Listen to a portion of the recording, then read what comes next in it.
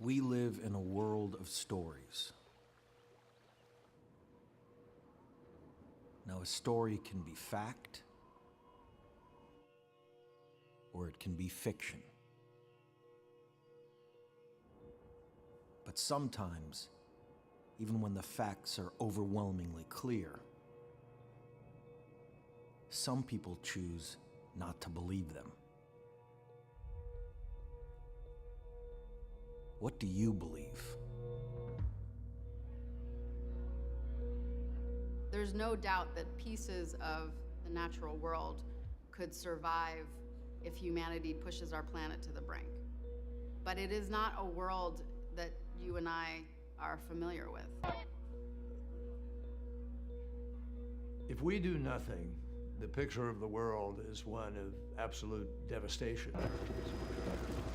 Superstorms all the time, heat waves that kill thousands. There's not access to clean water, there isn't access to food. Climate change is deeply connected to the destruction of our ecosystems on land and sea. Species extinction, habitat loss, these are not just things, well, we can lose a little of this, a little of that. Acidification, pollution, overfishing, literally strip mining the ocean. We live inside of a living system. If something puts that system in peril, you are in peril. It's not always political issues which makes political crisis. In many cases, these crises happen because of environmental issues. Most of humanity lives on the coasts. You're headed toward a world where that's gonna become dangerous. You have a refugee crisis as people start moving away from where they've been for generations. A world that is warmer has more war.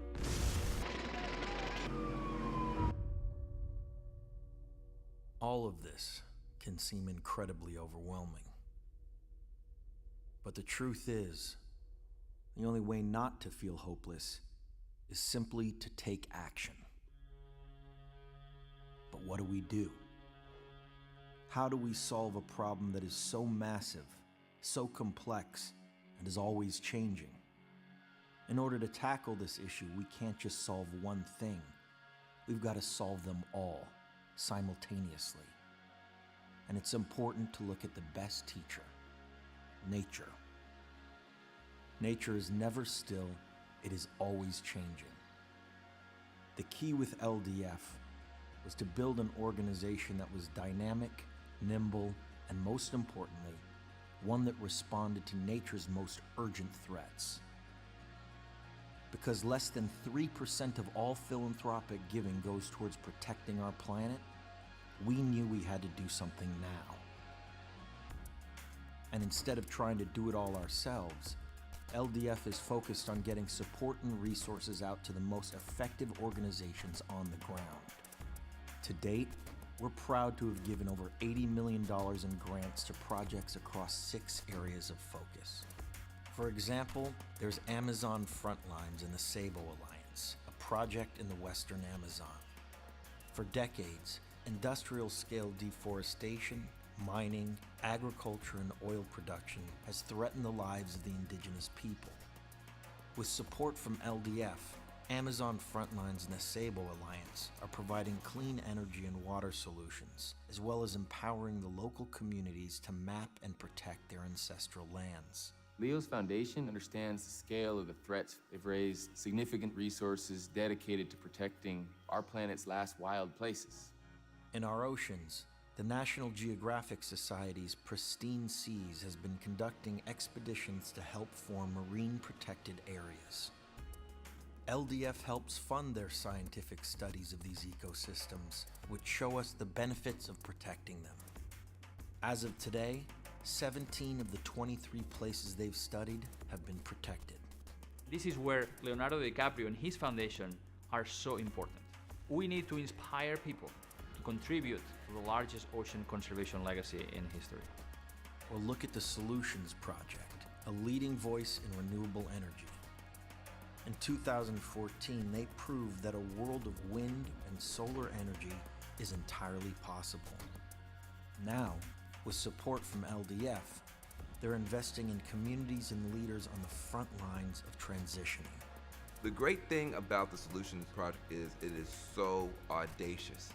100% sustainable when it comes to energy, period. Well, sometimes you have to raise the bar that high to get people's imagination going.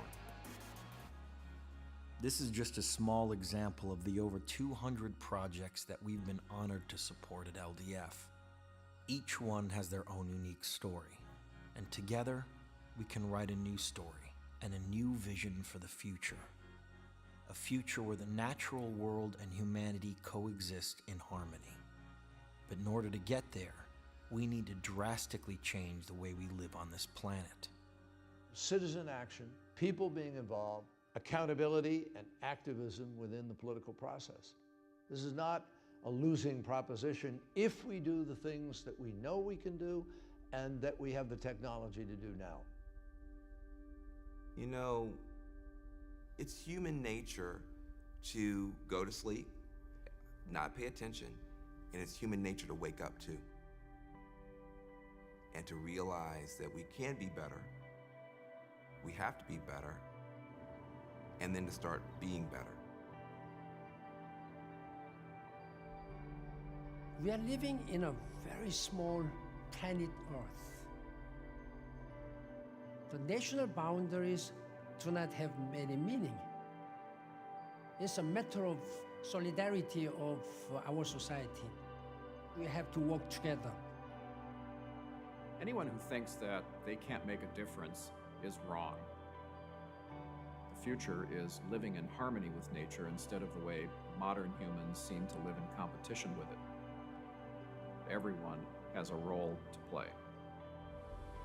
Right now is this incredible window of time where we have not just an obligation, but really a call to action to get the entire planet and all of society globally on board with transitioning to a new way of existing.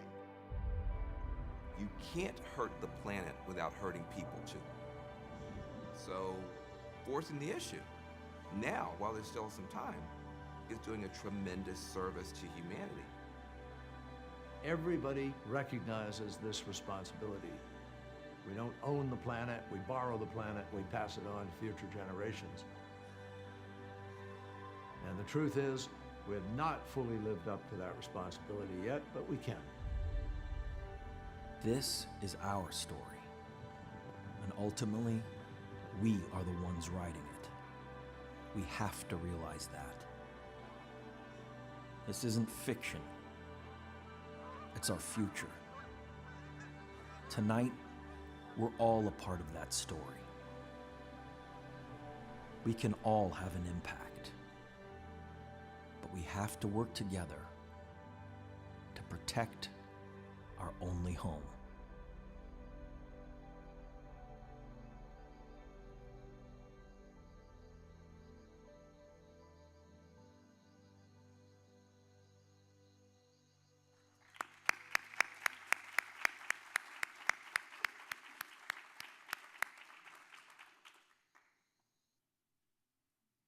Oh, there we go. Terry, can you hear us? I can indeed, and I'm here in beautiful Santa Monica, California, enjoying a morning cup of coffee, and I suspect I'm standing between all of you and lunch, so I'll try to make this entertaining and enlightening. We had lunch. We are all ready for you. I made sure. So go ahead and take it away, Terry. All right, well, let me share the screen, make sure that I've got the PowerPoint up here, and make sure I get my technical work here. Whoops.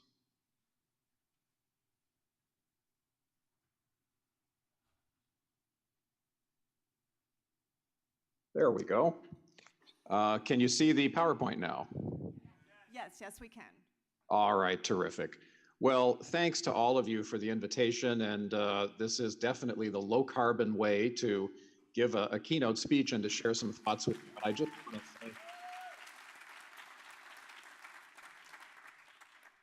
I just want to thank everybody there at Clio and the whole team that you just introduced. Thank you for that introduction. what a wonderful team and a wonderful organization. I used to live in Florida, in South Florida, and wish I could be with you in person. But I'm so inspired by all the women leaders that you introduced, and I'm sure many more in the room there today. If only we could have a woman president of the United States, wouldn't that be something?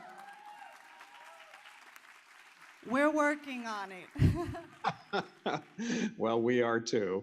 And a big thank you to our good friend and eco-warrior, Dr. Michael Mann, who I understand was there with you at least yesterday, if not today, and I'm sure was also very inspirational.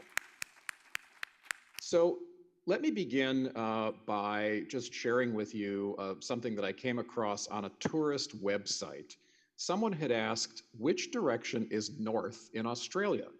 The website could only answer a question that silly by saying, face south and then turn 180 degrees. Contact us when you get here and we'll send the rest of the directions. Now, I mention this because while it's funny, this question exemplifies the real problem that all of us face as we deal with the challenge of building a more sustainable world for the future. Too many people just don't understand the world we live in today. You can forgive them because even those of us engaged in sustainability efforts in government, nonprofits, academia, and in business, we can't always see the proverbial forest for the trees. So is there a way to help our communities see more clearly, to inspire and lead the way to a more sustainable planet? Well, when I lived in Nigeria, I met a tribal elder in a tiny coastal village who told me a tale that may inspire an answer to that question. He said, "You have just washed up on a tiny deserted island. The island is no bigger than 10 steps in every direction and is nothing more than solid rock and sand. Waves pound the shore constantly, leaving you no opportunity to fish or harvest from the tide pools. There's no fresh water, and you're utterly alone except for one living thing, a palm tree. It's a coconut palm, so it provides some food and drink. A bird lays eggs now and then that further supplements your meager diet. You notice a dozen coconuts on the ground and several dozen more in the crown of the tree in various stages of ripeness.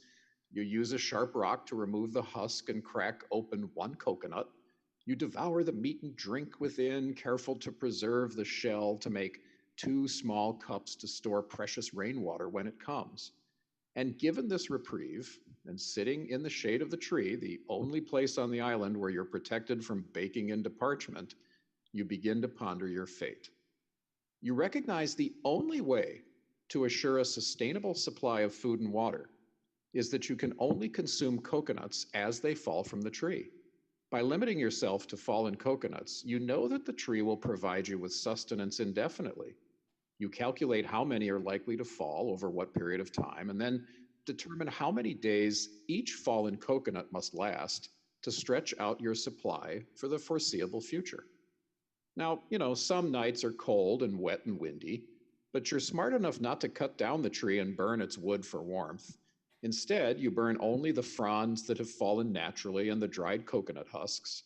You husband these precious resources carefully, burning only a small amount of fuel at a time to ensure a sustainable supply for all the cold, wet, and windy nights still to come. Each fire is not as robust as you'd like, but you want your supply to last a very long time. And you could probably get by in this manner for weeks, months, maybe longer until you're rescued. But the point is, you figured out how to live from the natural resources at hand by harvesting what the island could afford and not more. So why can't industrial man do likewise? Is it the herd mentality? We might easily learn the sustainable yield of that island when we're alone on it, but living with billions of others on the somewhat larger island we call Earth, are we misguided into consuming more than we can really need and certainly more than our island can provide? We say we care about our kids and our grandkids, but we don't act like it. During my presentation here today, 6 plant or animal species will go extinct. That's 1,000 times the natural rate of extinction. And we're now only a year or 2 away from the deadline to peak carbon emissions before we can no longer control our own future. No, instead, industrial man consumes like it's a race. as if there's a prize for consumption itself, like a pie eating contest at a county fair. We don't see the incremental losses from one generation to the next, and each generation accepts as normal the state of affairs they inherit, from which they feel it's acceptable to take their share of resources of a palm tree that's disappearing before their eyes. For example, in 1989, I worked at a foundation that published a book about climate change 30 years ago. One chapter was dedicated to the cost of sea level rise, and it used Miami Beach as a case study. The experts predicted that within 30 years, Miami Beach would need to raise its roads and install pumps in buildings to deal with rising seas and more intense, frequent storms. Well, we all know now that those experts were right. Miami Beach has spent nearly $500 million to raise roads and install pumps. And if you saw Leonardo DiCaprio's documentary Before the Flood, you saw at the time Mayor Phil Levine telling us that these investments will need to be increased in 20 to 30 years if nothing is done to address climate change now. Why didn't policymakers listen when they were warned so specifically 30 years ago? Will they listen this time? Whatever the reason, evidence of this, I'll call it eco-amnesia, of our species is all around, and it's working against the effort to build communities that are in fact sustainable. For example, Florida brags on every license plate that it's the Sunshine State. But did you, yeah, but did you know, solar state. yeah, well, did you know, exactly, did you know that Massachusetts and North Carolina are way ahead of Florida in terms of total solar energy installations? And of course, it's only 10% of California's total installations. So what is the cure for eco-amnesia? How do we begin to see our planet as an island with limited resources instead of a business in liquidation, where everything must go to the highest bidder as quickly as possible? Tribes in the Pacific Northwest carved elaborate totem poles that they intended would decay over time. They didn't intend for us to preserve them like this photograph. They intended that they would decay over time so that new craftsmen would emerge and tell the old stories in their own way. And in Jewish tradition, the scribe who writes the Torah, the instruction book for life, uses an ink that's erasable, so the parchment can be washed clean and a new generation of scribes can write the Torah, thus assuring the passage of learning through the ages, but with relevant current perspective. So a child's learning is therefore analogized to be writing on new parchment, but learning in old age is said to be writing on washed paper. Well, like the carvers of totem poles and those Jewish scribes who understood the importance of fresh thinking, can we do likewise? Former Vice President Dan Quayle said, "It isn't pollution that's harming the environment, it's the impurities in the air and water that's doing it." Yep, he actually said that. But I think Shakespeare said it better when he proclaimed, "There is a tide in the affairs of man, which taken at the flood leads on to fortune, but omitted, and all of life's voyage is bound in shallows, miseries, and regrets." I propose to you that we are afloat upon such a sea at this moment, and it is our obligation, it's our opportunity to shape that tide and shape our future before it shapes us, wherever we live on this planet. So to me, the word sustainability should be replaced with the word survival. And by thinking about survival, as the castaway did with his limited palm tree resources, that can be the real mother of invention, of opportunity. What opportunities might a survival instinct show us for a more sustainable 21st century, both environmentally and economically?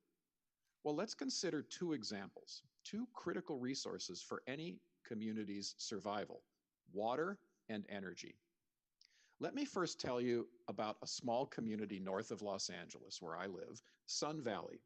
It's home to about 8,000 people and a number of light industrial businesses. It sits at the base of a mountain range and was flooded every year in the rainy season as the waters concentrated from 100 streams in the mountains above and flowed together right through this little town. The County of Los Angeles drew up a plan to build new stormwater sewers that would efficiently drain the water right into the Pacific Ocean. Of course, The water would be polluted with oil and pesticide and heavy metals and everything else it picked up while flowing over a typical urban environment. But the residents of Sun Valley were very happy about the idea of ending the flooding until they heard the cost, $50 million, a price tag that this very modest community couldn't afford. And then a clever planner asked a simple question. What if we went back to square one and reimagined this project? Would we intentionally spend money to dump polluted water in the ocean? Would we intentionally waste billions of gallons of water at a time when we're spending billions of dollars to ship water hundreds of miles from Northern California to the south to meet our needs for drinking and irrigation water? Well, instead, he drew up a plan to remodel a dilapidated city park, putting huge cisterns beneath a set of new sports fields and picnic areas. Water could be drained into these cisterns instead of having it flood the town. Some of it would recharge underground wells, and the rest would be used for civic landscape watering. The city could pay for the project by selling excess water to its neighbors, a lot cheaper for them than the water pumped hundreds of miles across the state at great energy cost. The revenue would pay for the new park, the solution to the flooding, and a permanent source of revenue to the town. Well, as you can see from these slides, the project was completed and the land values increased near the fabulous new city park, and the city has now prospered while solving a massive problem. Well, the lesson from Sun Valley is that we can succeed not by remodeling our communities first, but by remodeling our thinking first. That dilapidated park was not a polluted brownfield to be ignored, but actually a great community asset, a blank canvas to a creative city planner, someone willing to write on washed paper, like a great Jewish scribe. And water is not the only way to help us create a new definition of sustainability. Dealing with our energy needs and solving the climate change challenge, of course, is another. Let me ask you for a show of hands, and I can see all of you in the audience there. How many of you believe that clean renewable energy can completely replace, 100% replace, our dependence on fossil fuels within your lifetime? Let me see a show of hands. Okay, that's a pretty good number. Well, that's great, because you probably then know that more sunlight falls on the Earth every hour than is needed to power all of humanity's energy needs for a year. And when you add to this the potential of biomass and geothermal and tidal power, wind, and other renewables, it's clear that there's enough clean, renewable energy resources if only we deploy the technology to use them, including in the transportation sector. We all get how a solar panel creates electricity, but how do we replace fossil fuels in cars? Well, here's another great example of how to do that. I drive a hydrogen-powered Honda fuel cell car. It's the same thing as an electric Tesla or any other kind of electric car, but instead of carrying batteries, it has a tank of hydrogen. And that hydrogen is converted to electricity by a fuel cell on board. Solar and wind power are used to electrolyze water to get clean, renewable hydrogen. Now, in places like Australia or the American West or the deserts of Africa, where water is scarce and droughts are common, where would the water come from to provide enough hydrogen to fuel an entire transportation fleet? Well, think about this. There's enough hydrogen in a gallon of water to power your car the same distance it travels today on a gallon of gasoline. So when you look at a gallon of water, think that that equals a gallon of gasoline. Now consider there's enough hydrogen in the water discharged by sewage treatment plants every day in Los Angeles alone to power the entire United States transportation fleet. Yeah, we could get 100% of the hydrogen we need for all US transportation from our wastewater, whether that was in LA or Miami or anywhere else. Water that today is treated at great expense and dumped into rivers and the ocean every day. And you can make hydrogen in Florida from livestock waste, urban green waste, and other things, 2 more ways to be more sustainable by turning garbage into gold. And that's another important key to a sustainable future, getting more out of the resources we already consume. For example, let me tell you the story of the average American. In the past 10 years, the average American has gained 10 pounds, myself included. You can't see that, but trust me, I've gained the 10 pounds. Now, carrying around all that extra weight has meant that airlines flying across the United States burn an extra 350 million gallons of jet fuel every year. So all of us thick in the middle Americans, if we lost a few pounds, we'd feel better, and so would the planet. You see, efficiency has many benefits. Now, somewhat more seriously, the average American uses 12,000 kilowatt hours of electricity a year. The average Californian uses less than 7,000. And that's not because we don't have flat panel TVs or hot tubs or air conditioners in our deserts. It's because we passed energy efficiency standards for appliances and buildings and put money into incentives to get consumers to buy those technologies sooner than they otherwise would have, which stimulated the economy and got us to our energy efficiency goals that much sooner.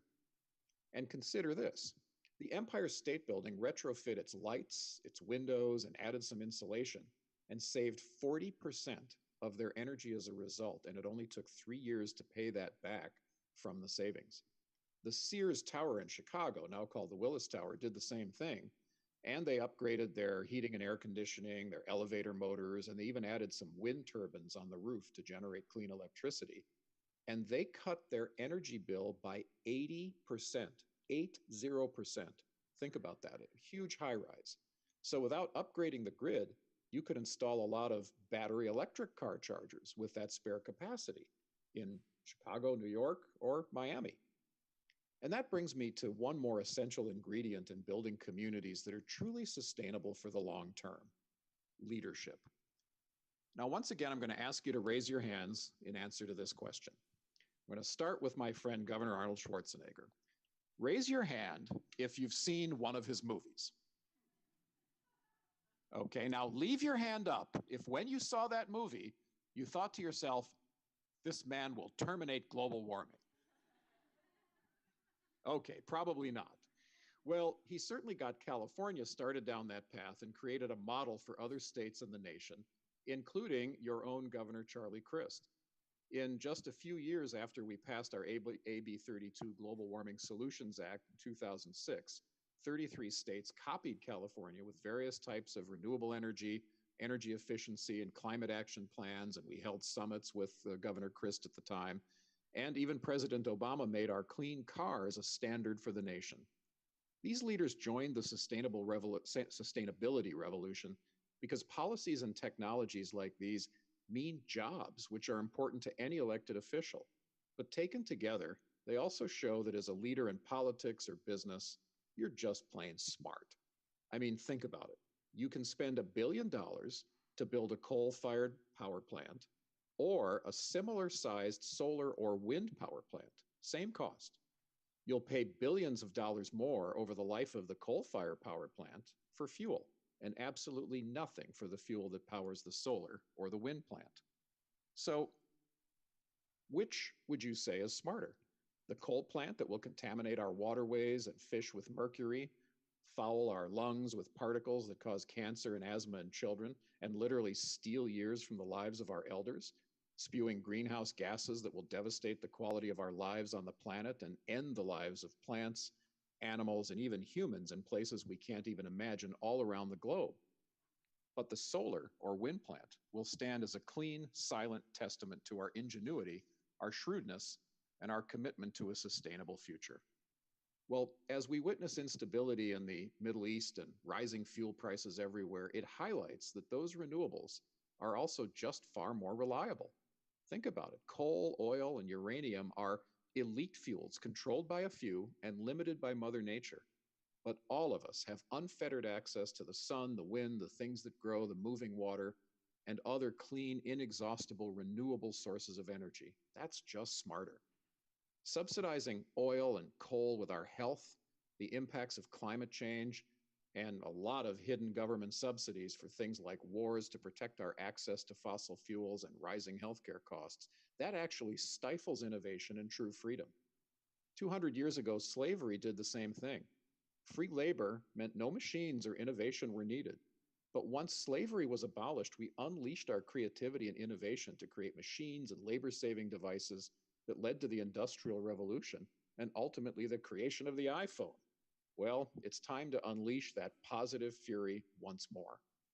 Our choices today will decide if we're around to write the history books like the wise castaway conserving fuel on his little island with a lone palm tree, or if we will become a footnote of history by using every resource in a few years of pollution-based prosperity leaving our children to pay for our joyride. The Earth doesn't care if we're here, any more than that little island will long for its lone castaway if he disappears. 98% of all the plant and animal species ever to exist on Earth appeared and disappeared before the arrival of industrial humans. The planet will do fine without us. We're not trying to save the planet. We're trying to save ourselves, our quality of life on this planet. Churchill said, "History will be kind to me, for I intend to write it." We have that same opportunity now to cure eco-amnesia, to build sustainable communities for generations ahead, to leave a legacy of a healthy planet and a strong economy, to take no more palm fronds or coconuts than our communal tree can afford to give, while finding new ways to make more of the amazing bounty that it does provide us. Of course, there's many complex solutions to our wasteful habits, to the climate crisis, to our shrinking supply of natural resources, to our fossil fuel addiction and the pain it's caused us. But in the end, igniting a sustainable survival instinct that can adequately meet these challenges will not be up to companies or governments alone. It will also depend on the commitment from each of us as individuals. So if we agree that everyone's participation is essential, who will be the first to say, "I can do with a little less that our children might have a lot more"? Who will be the first to say, "My success will not only be measured by the number on the bottom of a balance sheet, but by the balance of clean air, clean water, and healthy landscapes that I bequeath to my children"? And who will be the first to teach their children to embrace the call to action that rang out across this land 6 decades ago when a sane president of these United States challenged us to ask not what your country can do for you, ask what you can do for your country? Well, if this is the day we truly heed that call to action, if this is the day we act upon it, if this is the day we recruit others to do likewise, then this will be the day we put ourselves on a sustainable path to survive and thrive in this generation and those yet to come. Thank you very much. Thank you.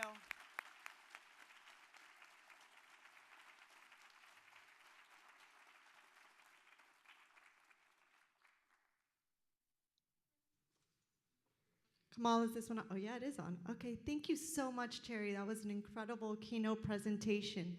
We're going to open it up to a few questions. What I'm going to do so that it's easier for Terry is I'm going to stand in the middle, and then we can take the questions from the middle.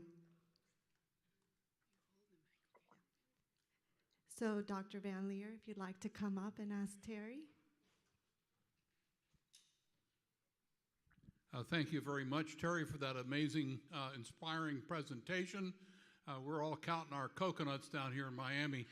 I trust that you've heard about the Energy Innovation and Carbon Dividend Act, a bipartisan, climate-friendly bill that's been submitted to the United States Congress. What is your opinion of that? Well, that and a number of other suggestions, including those that were in the Green New Deal and some others that have been floated. Let me just kind of give you a kind of an overview of what I think are essential to look for in those kinds of things, because there are several, the one you mentioned and then others, and more likely to come in this political season. The real challenge is putting a price on carbon. One of the reasons we're in this mess is because polluting fossil fuels don't pay the cost of throwing away their garbage, their waste into our atmosphere, whether that's pollution you can see or greenhouse gases you can't see. And so everybody agrees that we really need to put a price on carbon to make polluters pay and have the true cost. So for example, if gasoline was actually priced including all of the external costs, I wrote a book called Lives Per Gallon, The True Cost of Our Oil Addiction. And in that book, I calculate about $7 a gallon more than whatever we're paying at the pump. And that's for greenhouse gas emissions, other pollution, healthcare costs, protecting oil around the globe, and so forth. So if we were paying $10 a gallon for gasoline, the true cost, how much do you think we'd be wasting it? Probably not very much. And we'd be switching much more quickly to electric vehicles and so on. So I bring that up because to me, the important thing is getting a price on carbon. But how we get it is important. Many people are proposing a carbon tax. And first of all, I think we all know that taxes in this political climate are sort of dead on arrival, certainly at any meaningful level, like $7 a gallon on gasoline. And secondly, we don't have time to experiment anymore, as I'm sure you know, and you've probably talked about this week. We've only got a year or two to peak emissions, and then we've got to start bringing them down dramatically. So a carbon tax, we just don't know. How much would you have to set that tax in order to get people to change behavior? And by the time we know, it'll be too late to adjust. So I'm more in favor of regulation, of a cap and trade system where you have a cap, and we can get into explaining that for any folks who may not be familiar with cap and trade. It's a market-based system. But the key thing there is that you have some kind of a mechanism to cap your emissions and know how much they're going to go down each year. And so any kind of a price on carbon to me has to include that. There's also been these proposals that will have some type of a price on carbon, but only in exchange for wiping out all the current regulations that exist in many states, and particularly in California with our Global Warming Solutions Act, with our tailpipe emission standards on cars and so on. And the problem with that is, again, we're just launching into the future with no guarantee of what will happen. So wiping out current regulation is a conservative politician's dream, but unfortunately is something that takes away the only thing that's working today to keep things from getting worse while we experiment on ways to make it better in the future. So again, I would say a key thing is price on carbon, good, getting rid of regulation, bad, and essential to have a cap in whatever system we embrace. Thank you so much. Next person. Oh, sorry, my little one. Come on now. We have these kids, Terry, that surprised us yesterday. They came from Denver to see Dr. Mann. Oh, fantastic. And now they get the pleasure to speak with you. So I was wondering, I'm from Denver, and we were wondering how we can help have more local growing, because it's a really dry climate there, and like what can we do to like influence people to do that? Tell me your name. Oh, Beckett. Beckett. Well, thanks for that great question. And when you're talking about growing, are you talking about initiatives to try to get your government to do things? Are you talking about, but give me a little bit more sense of what you had in mind. Kind of like mostly we want to have more local businesses other than like skiing and making products that aren't really related to food. Just like helping out the community more. I see, economic growth and economic development. Yeah. Great. Well, one of the most important areas that people can look at, I think, today in any community is waste.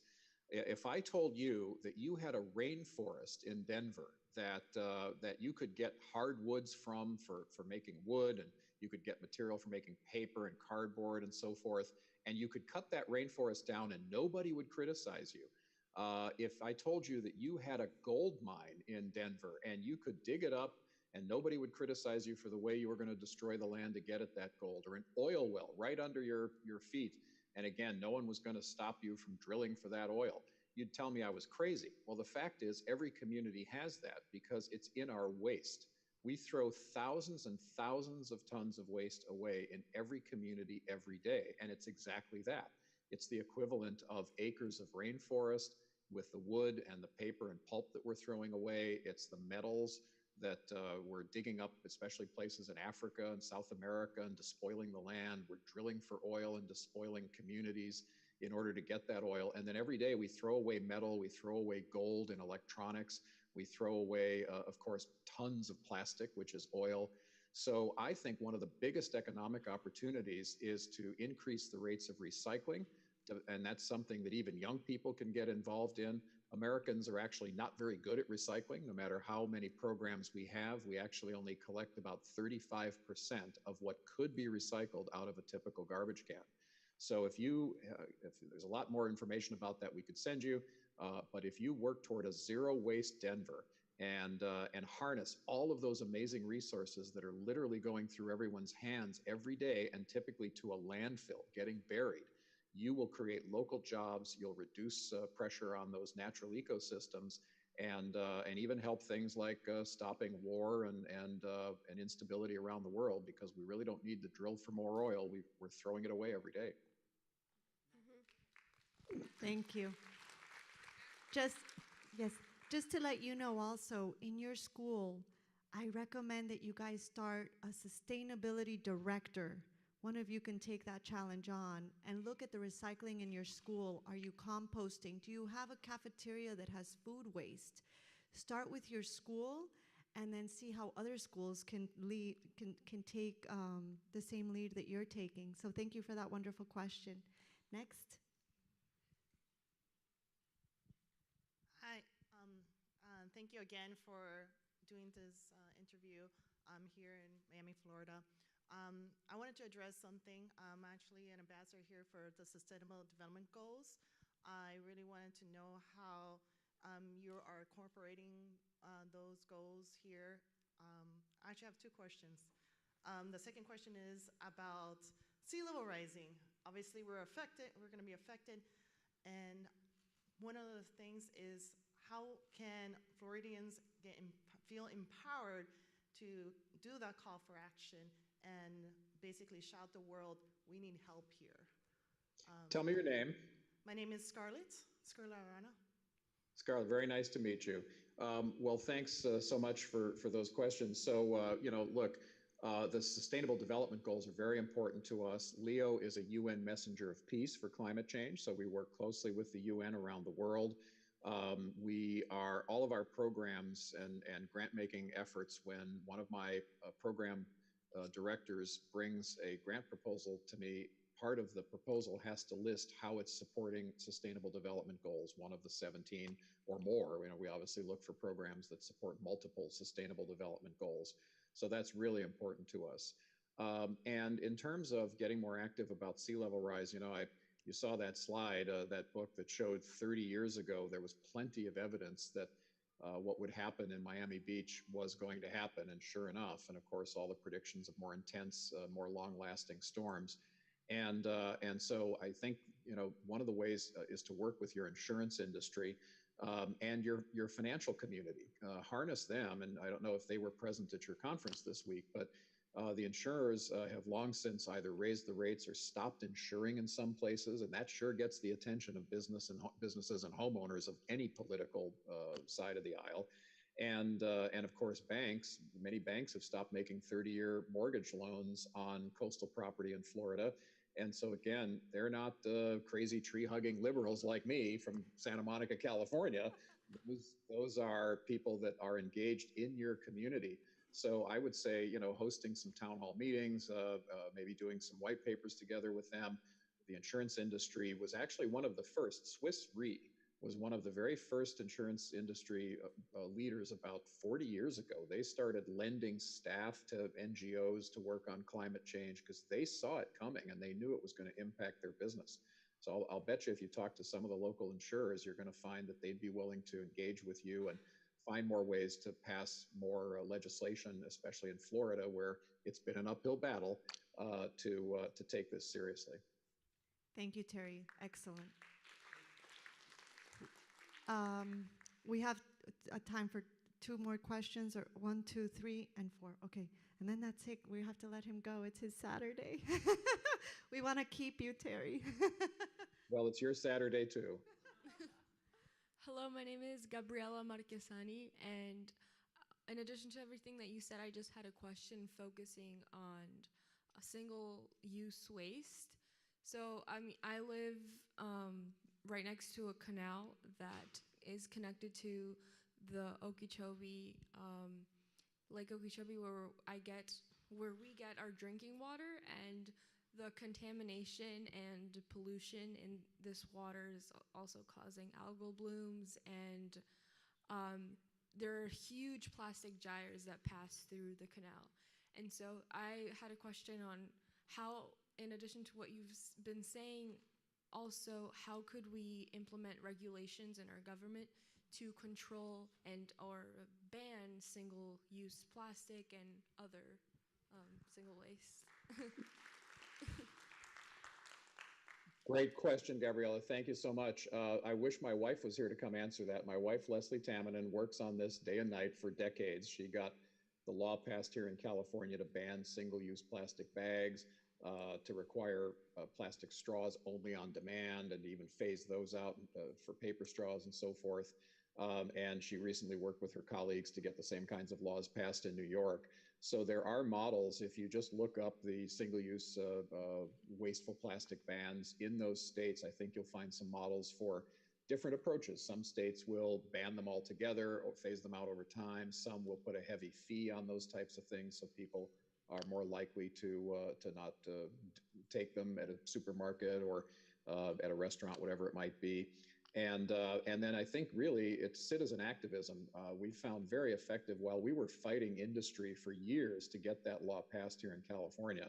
In the meantime, the NGOs went to work, school groups, kids, young people particularly, went to work going from city council to city council, getting local bans passed, raising awareness about how much pollution and how much damage it causes. The Pacific gyres, I'm sure you're familiar with all the plastic out there, but yours you mentioned as well. So raising awareness, it's, there's so many issues that elected leaders face that it's hard to get them to focus on something new. But when young people come and speak and bring the evidence and then show that there's other jurisdictions doing this, so it's not crazy, you can show model legislation and I think become very effective. Thank you, Terry. I'm going to try and see if I can get through all of you. One question. Yeah, quick. Hello, sir. My name is Bernie. In your presentation, you had a picture about an elephant getting his tusks removed and also a short video showing a narwhal. I would like to hear your opinion about Orleos, about what is happening with the wildlife and what is it that could be done, or why is it that they're not getting a voice in between your organization? Bernie, first of all, you look a lot younger than when I see you on the campaign trail.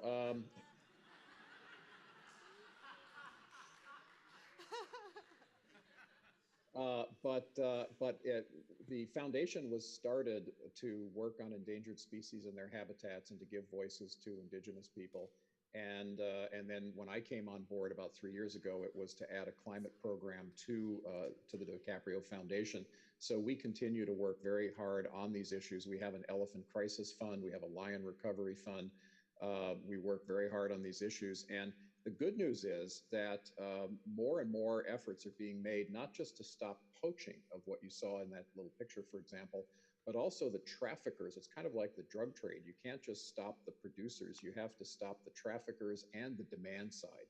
And so a lot more grant making has gone into the trafficking of ivory and the demand in Asia. And the good news is that last year, the birth rate of elephants in Kenya went up over the death rate for the first time in decades. Now, tiger populations, which we supported programs in Nepal to recover tigers. Worldwide, about 100 years ago, the first census of tigers was taken, and it was 100,000 tigers. And then the last one about 10 years ago showed 3,200. So from 100,000 down to barely 3,000. And then the good news is recently, the latest census shows that the population is back up to 4,000, and that's again because of conservation measures. So that's about a 25% increase, which is impressive until you realize it's still only 4,000 compared to what used to be 100,000. But a lot of that has to do with a new emphasis on protecting habitat as well as just going after poachers. We realize that we've got to reconnect fractured habitat. One project that we work on here in Los Angeles, for example, there's a lot of fractured habitat of our local mountain lions. So we're helping to build an overpass over one of our big freeways that would be a wildlife corridor and would allow the reconnection of that fractured habitat, even in a very urban area. So there's a lot of good work being done and certainly a lot more to do. Thank you, Terry. I'm so sorry. We're going to only be able to take one more question because I had him till 1:30, and they're calling me Mother Time, so I have to stick on to schedule. Last question. Thank you very much for being here. My name's Noah, and I was just wondering. I know your foundation cares a lot about deforestation, about indigenous people. So I was wondering, with the palm oil industry having such a major impact on deforestation and running tribes out of their natural territories, I was wondering what your foundation is currently doing or wants to do involving protecting these indigenous tribes from the palm oil industry. It's a great question and a huge issue. We fund the Looser Ecosystem Conservation Work, LEUSER, if you want to look that up, Looser Ecosystem. It's the only place on Earth where you have rhinos, tigers, and elephants and orangutans in the same forest. It's really unique. Leo went there, and he documents it in his film Before the Flood to look at the all the devastation from the palm oil industry. So there's a whole section in Before the Flood on that you might want to refer to. So we've been working very hard to give those people voices, to elevate their public persona so that it's harder for government to ignore them, or sadly for them to be injured or killed. And working very hard on trying to get more sustainable palm oil or alternatives to palm oil into the supply chain. There's a roundtable for sustainable palm oil, RSPO, which has been signed on to by many consumer companies. It's not perfect, but it's definitely a step in the right direction, and it's continuing to highlight the problems of deforestation. And it's not just when they cut down the forest or destroy those indigenous peoples.